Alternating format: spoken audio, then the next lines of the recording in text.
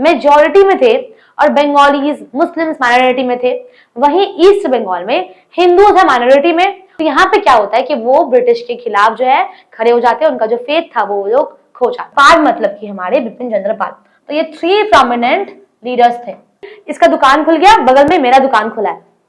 अगर मान लो कोई इंसान आता है, वो मेरी दुकान से मोमो खाता था, ठीक है, तो अब वो सोच रहा है ना कि यार इसका तो बेटर है, चलो इसका मोमो खा के देखते हैं, ठीक है। उसके गुड्स को बॉयकॉट कर दो, उसके गुड्स को अपना ही मत, उसके गुड्स को खरीदो ही मत। आज क्या है, मेरा बर्थ राइट, स्वराज मेरा बर्थ राइट है, हम इसको छीनेंगे, बैग नहीं करेंगे, हम इसको लेके रहेंगे।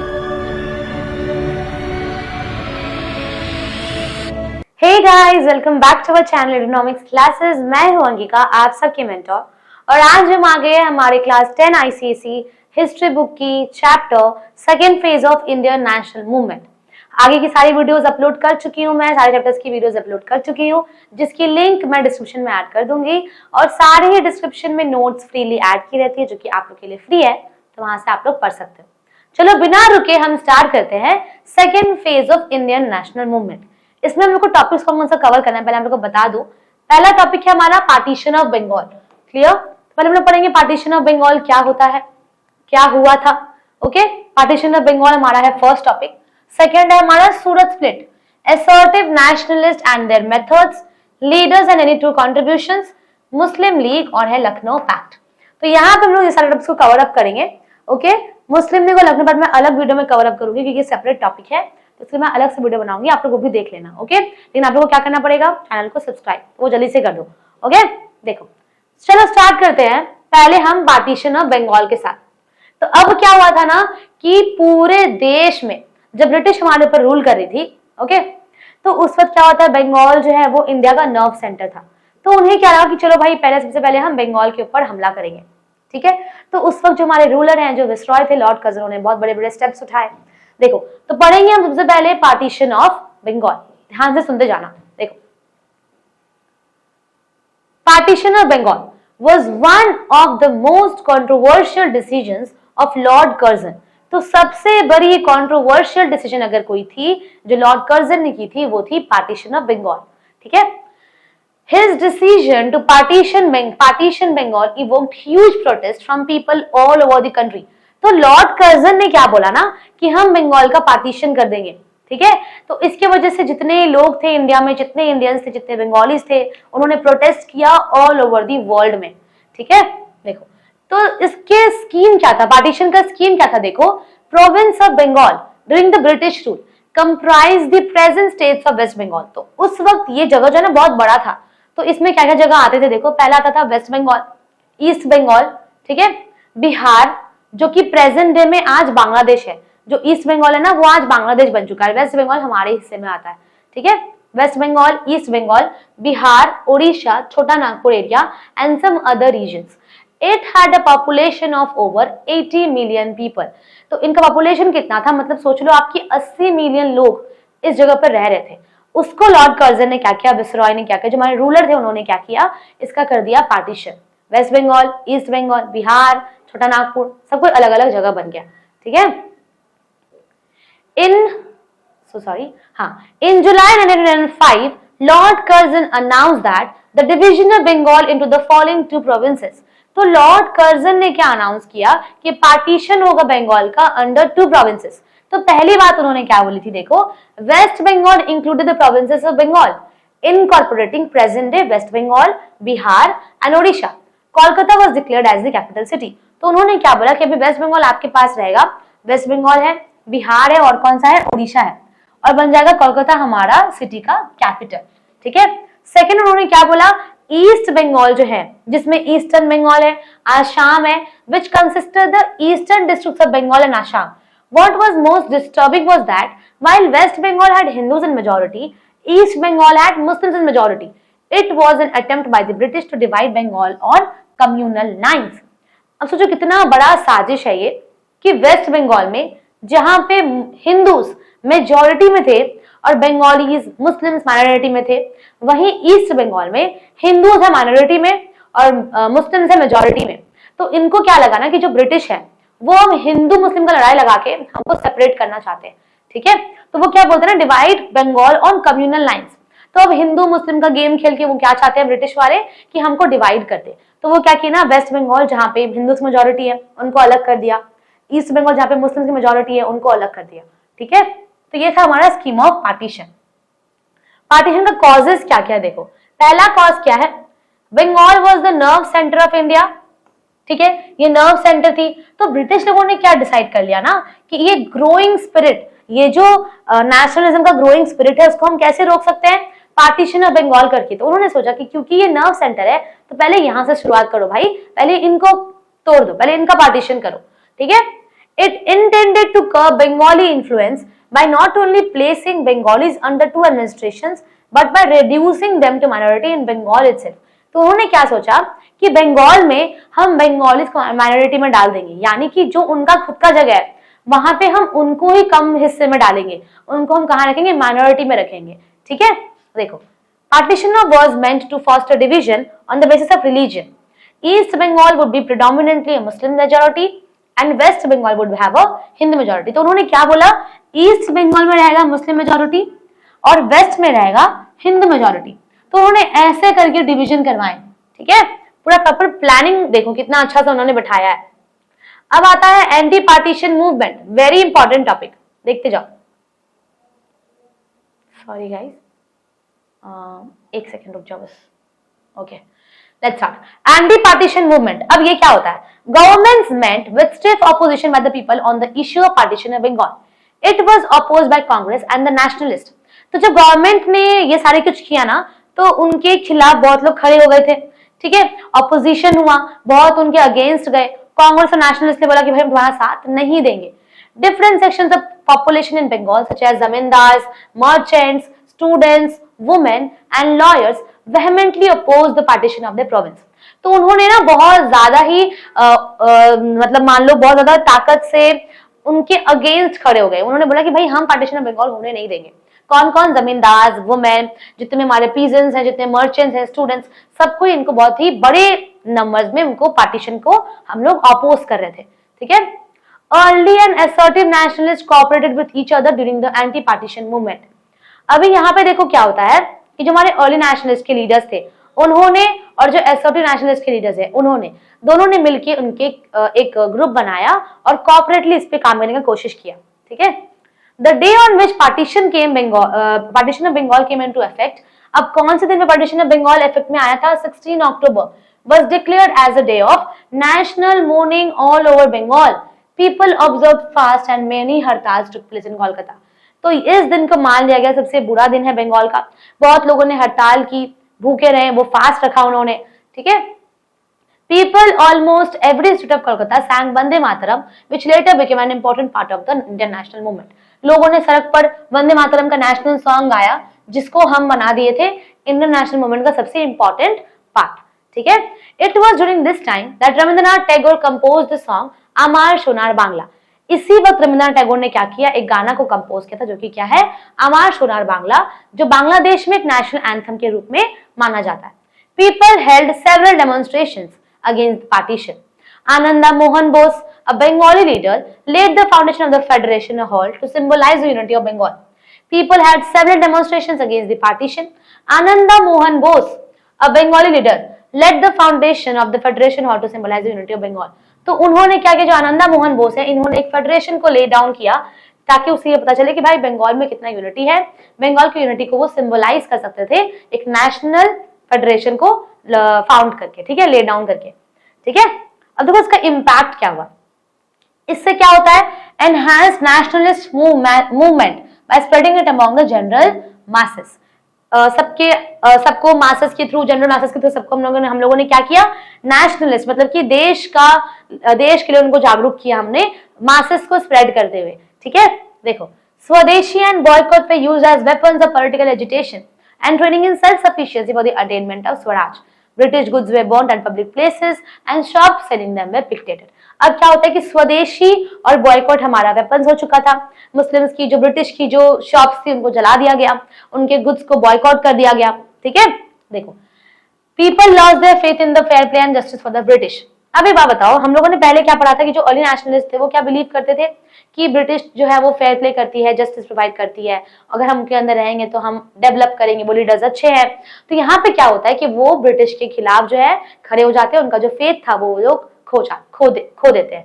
ठीक है, assertive nationalists came to lead the national movement।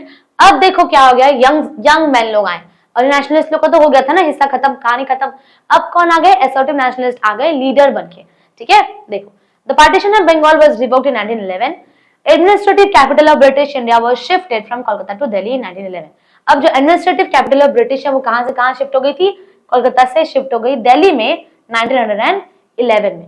ठीक है, नेक्स्ट देखो, अब आ गया सूरत स्प्लिट, बहुत इंपॉर्टेंट टॉपिक है। ठीक है, सूरत स्प्लिट देखो इसमें क्या होता है।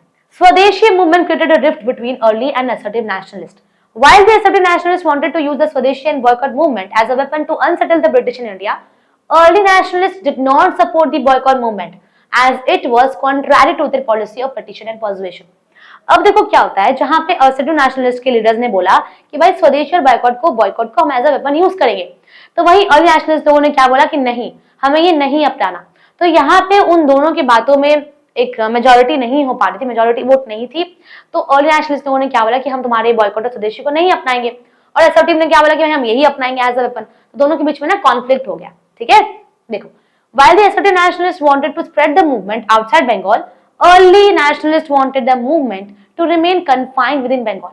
तो जैसे कि assertive nationalists के जो लीडर्स थे वो चाहते थे कि भाई ये मूवमेंट जो है स्वदेशी बॉयकॉट जो है आउट ऑफ बंगाल भी किया जाए, लेकिन अर्ली नेशनलिस्ट के लीडर्स ने क्या बोला कि नहीं, हम इसे बाहर जाने नहीं देंगे। तो फिर एक कॉन्फ्लिक्ट हुआ। तो दोनों के ना दिमाग में वो सेम मोटिव नहीं था, दोनों का सेम एम नहीं था, दोनों का बात जो है वो मैच नहीं हो पा रहा था। Congress session of 1906 condemned the partition of Bengal and declared Swaraj or self government as the goal of Indian National Congress।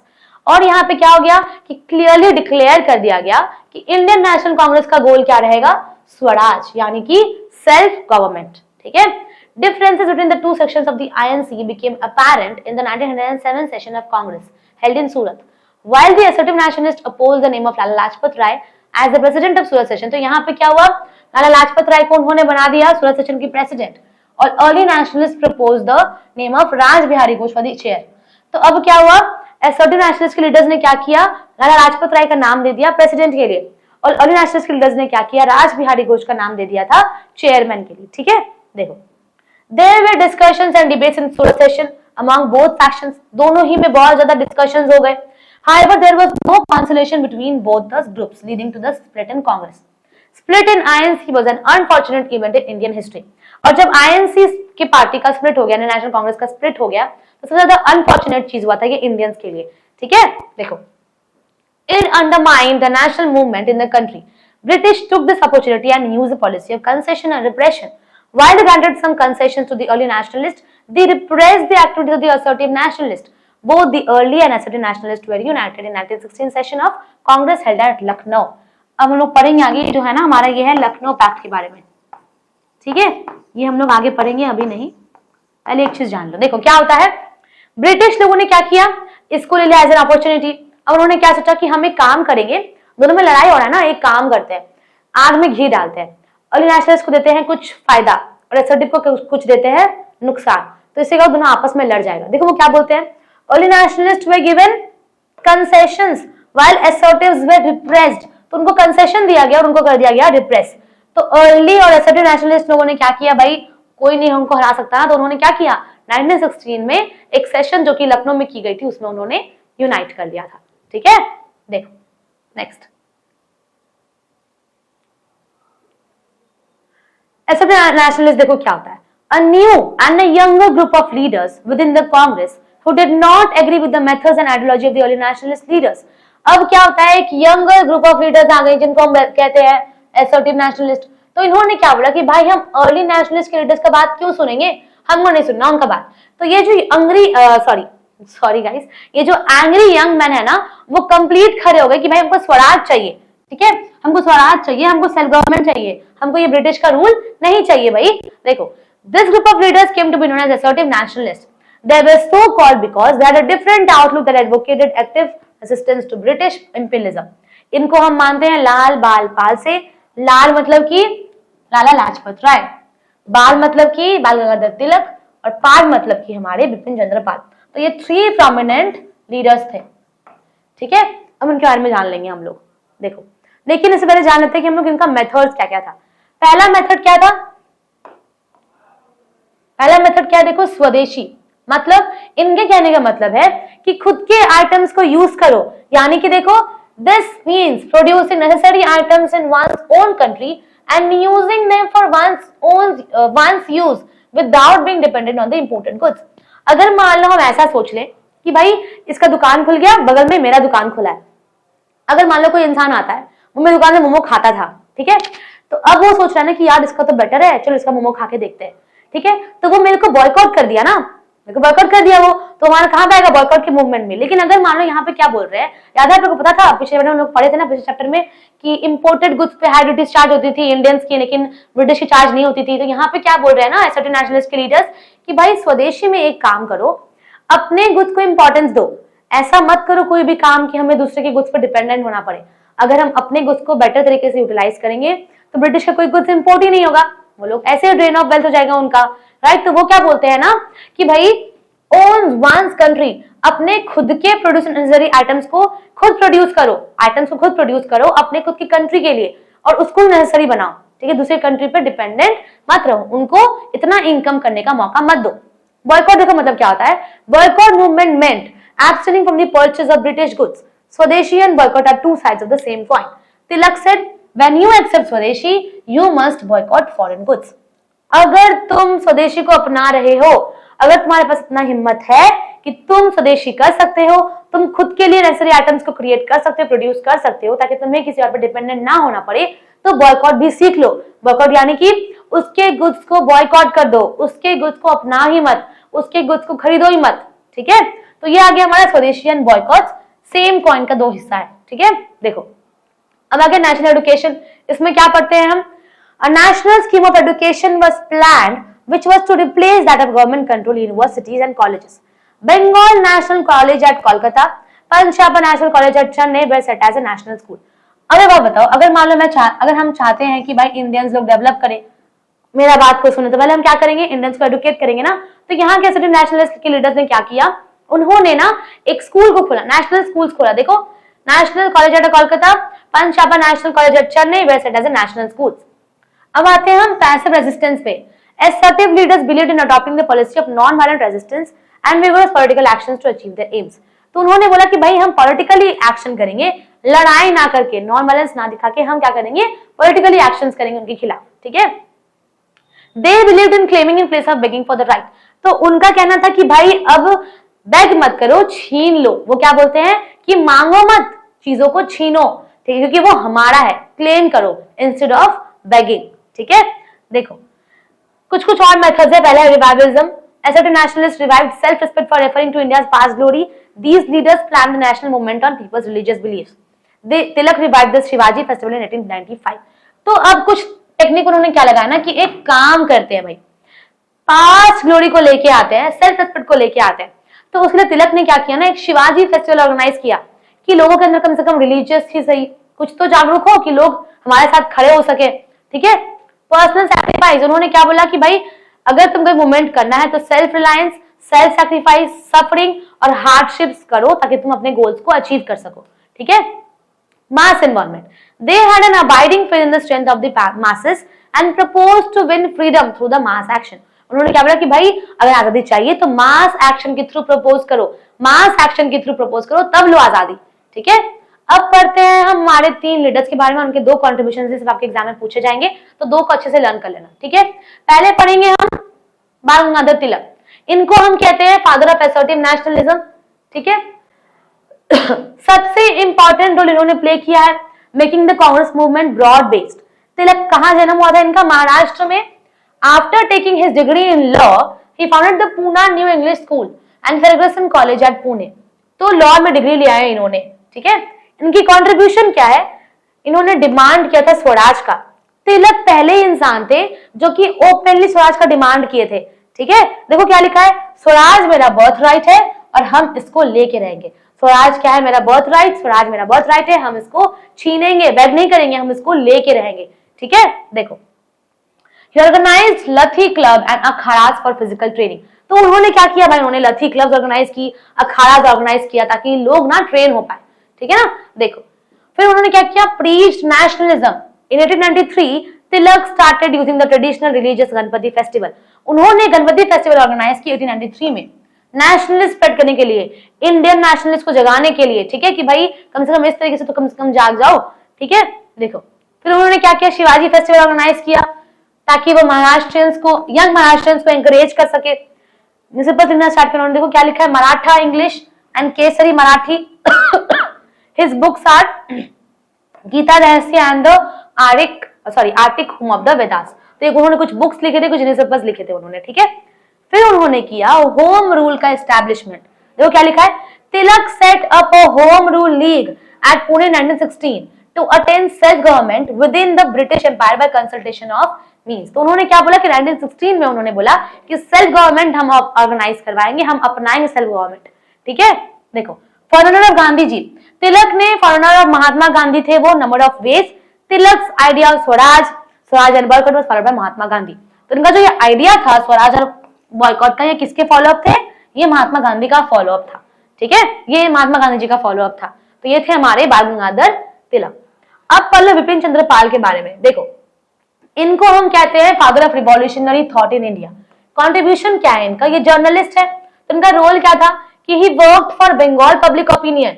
उन्होंने किस किस पेपर्स में काम किया, ट्रिब्यून, न्यू इंडिया, ठीक है, Tribune, New India to propagate his brand of nationalism. अब आ गया नेशनल एजुकेशन। देखो Bipin Chandra wanted national education to be the basis of the freedom movement. तो उनको लगा कि भाई हम नेशनल एजुकेशन अगर प्रोवाइड करते हैं तो लोग इस मूवमेंट में खड़े होंगे, वो एजुकेशन के साथ आएंगे, उनको कुछ नॉलेज होगा, ठीक है। देखो social and economic reforms, Bipin Chandra Pal wanted to remove social and economic evils of the society. He oppose the caste system. उन्होंने क्या क्या किया, कास्ट सिस्टम को अपोज किया उन्होंने। Other rigid rules concerning interdining and intermixing. उन्होंने विडो रीमैरिज एक्ट को advocate किया। He believed educating women was the most effective way of raising their position. तो उनके अनुसार अगर वो वुमेन को एडुकेट करते हैं तो सबसे इफेक्टिव वे यही होगा हमारे मूवमेंट का, ठीक है। तो ये थे हमारे विपिन चंद्र पाल, ठीक है। अब पढ़ते हैं हम लाजपत राय के बारे में, ठीक है। देखो इनको हम क्या कहते हैं, popularly known as Punjab Kesari या फिर शेरे पंजाब। सबसे eminent lawyer, prolific writer, enlightened educator, social reformer और एक स्टॉन्च फाइटर थे हमारे ये, ठीक है, किसके खिलाफ, ब्रिटिश रूल के खिलाफ।